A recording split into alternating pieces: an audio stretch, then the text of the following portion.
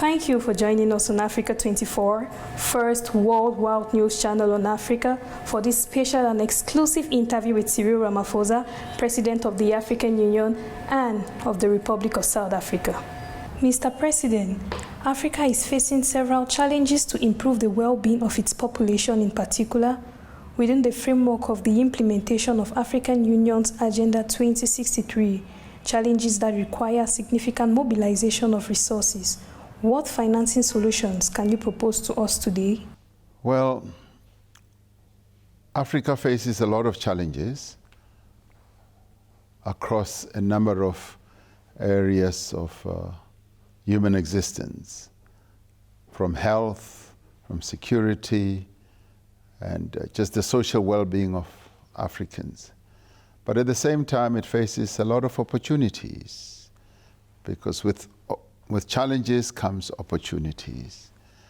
And obviously, having crafted Agenda 2063, the leaders of the continent decided that Africa needs to develop, it needs to address its challenges, and it needs to take up all the opportunities that are open to it, from developing the human capital of the continent, developing infrastructure, improving the livelihoods of the people of the continent, improving the livelihoods of women and children on our continent, and improving the economies of our continent. And to this end, as we take up the opportunities, funding can be sought and is available for a number of projects.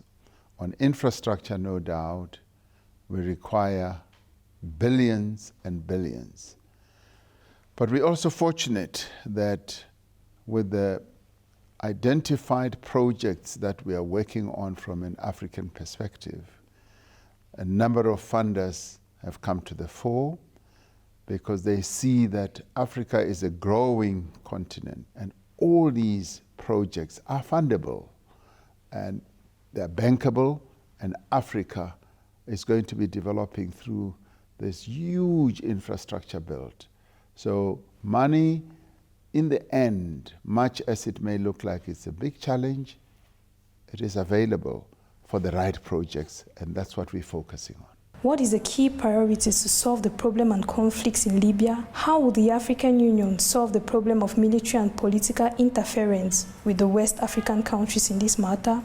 The African Union decided that Africa must take the lead in resolving the problem of Libya, because Libya is an African country and we already have a slogan and a belief that says African problems require African solutions.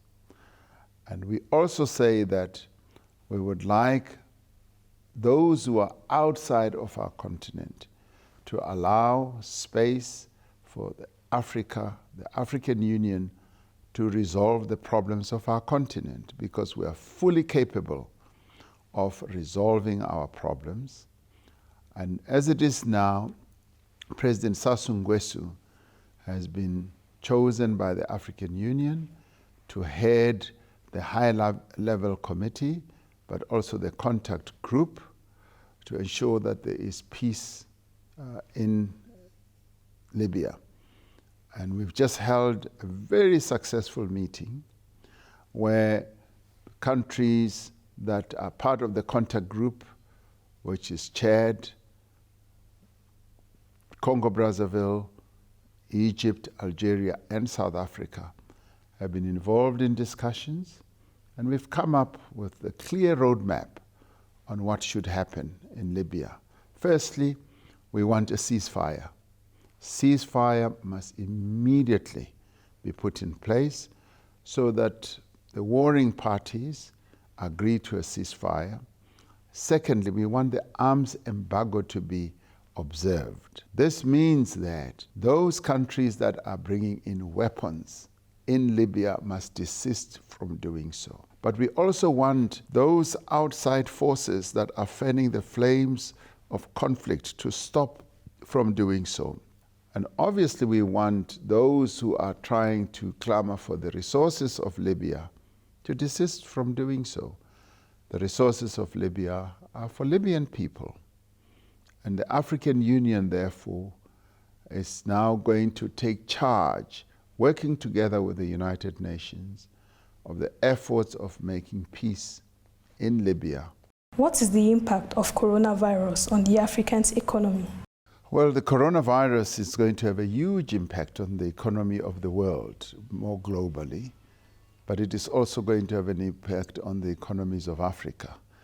From a South African point of view, we are looking at the impact that it could have. Already we are seeing the negative impact it will have on tourism. Tourism is a big and important sector in our economy, and already we are seeing the numbers of people flying into South Africa are coming down as airlines are reducing the numbers of flights that they are having to destinations such as South Africa. We also want to ensure that our economy is finally not too negatively affected. But we know it will be negatively affected because all economies in the world are going to be negatively affected because economies are driven by people-to-people contact, by business-to-business contact, and with coronavirus that is going to have a negative impact on that. But economies must always try to protect, obviously, their own economies, but we also want to protect the people of South Africa against coronavirus.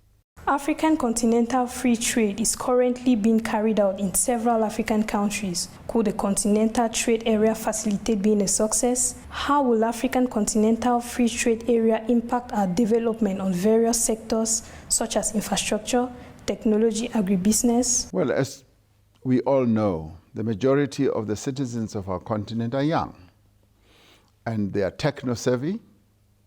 They've taken to the digital revolution like a fish takes to water.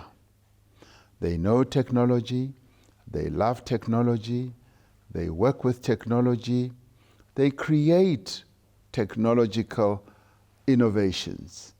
And this is what stands us in our good stead. Already they are creating wondrous innovations on the technological field, and we can already see that this is the century that Africa has been waiting for, because through technology we are able to bridge all divides. We are able to bridge distant divides. We are able to bridge even infrastructure deficit divides. We are even able to frog leap even the education divide, because technological advancement enables people to take to education. Education becomes much more available. Skills revolution becomes the order of the day. And through this, we benefit now. We are now frog leaping from the first digital revolution to the fourth industrial revolution. That's where we are. This is where we have now arrived, and Africa is taking advantage of all this. We couldn't have had a greater moment like this as the African continent. And the greatest gift we've got as a continent are our young people. This is the best endowment. And people always say that Africa's endowment are the mineral resources, natural resources, water and the sun and all that. And I say the greatest endowment that we have are the young people of the continent.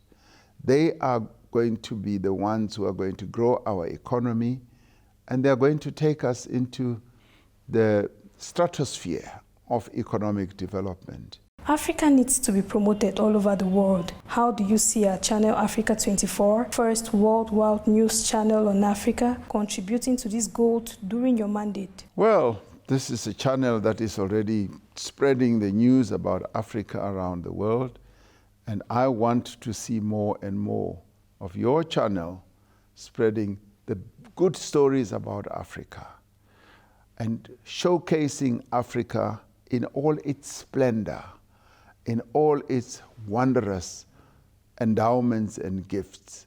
Wherever you go on the African continent, you cannot but be positively affected by the beauty of the continent, the gifts that the continent has, and everything that is good. And we are moving from a very bad history of colonial domination, but we are exploding every day on the world scene, and we want your channel to take those news to the world.